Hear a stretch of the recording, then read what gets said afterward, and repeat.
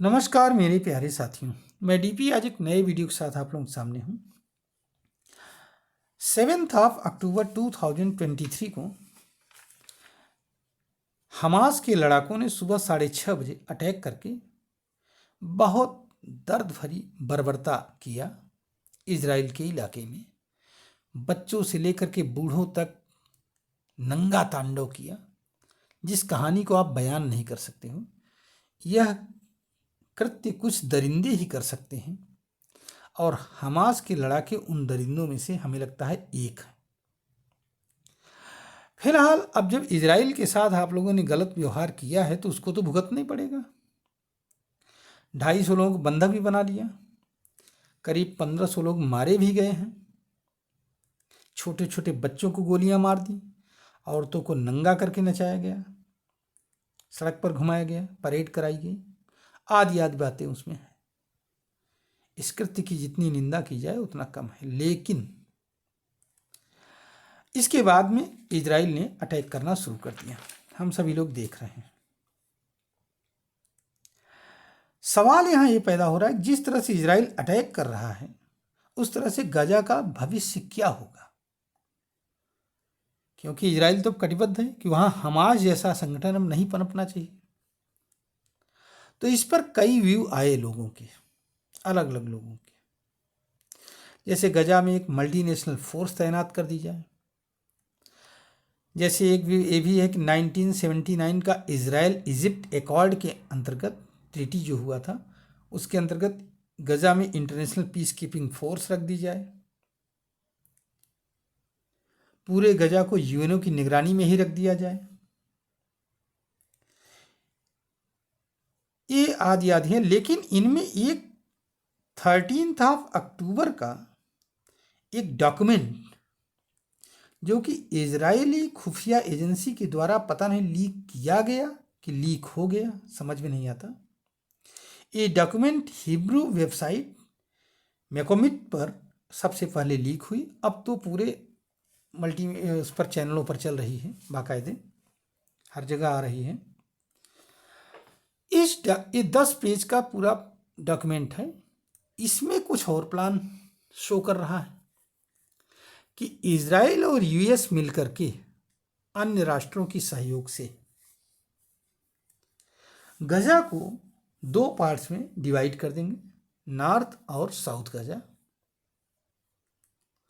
North गजा में चूंकि सुरंगें हैं, हमास का केंद्र है, इसलिए सबसे पहले उसको डिस्ट्रॉय किया जाएगा, एक एक केंद्र को। उसके बाद में इसी बीच में सारे गजा के लोगों को साउथ गजा में शिफ्ट किया जाएगा और साउथ गजा से फिर रफा बॉर्डर के थ्रू इन सारे फिलिस्तीनियों को मिस्र के पास सिनाई प्रायद्वीप में इनको रख दिया जाएगा। सिनाई प्रायद्वीप मिस्र का इलाका है जो 1967 में इजराइल ने इसको जीत लिया था, लेकिन 1979 के इजिप्ट इजराइल एकॉर्ड में इसको खाली कर दिया था। फिर इजराइल ने फिर ये इजिप्ट के पास है।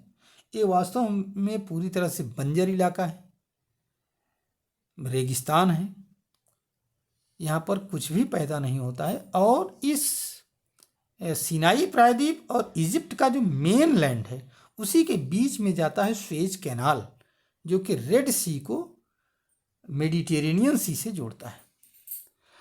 अच्छा, एक बात और भी है कि यहाँ अब इस सिनाई प्रायद्वीप में इस पूरे फिलिस्तीनियों को शिफ्ट किया जाएगा, ऐसा इसमें वर्णन है। मैं कोई अपने से नहीं जोड़ रहा हूँ, ये जो 10 पेजी दस्तावेज है इसमें यही सब चीज है जो पेपर लीक हुआ है कि उनको रखा जाएगा और बीच में एक करीब 100 किलोमीटर का करीब एक नो मैंस जोन बनाया जाएगा।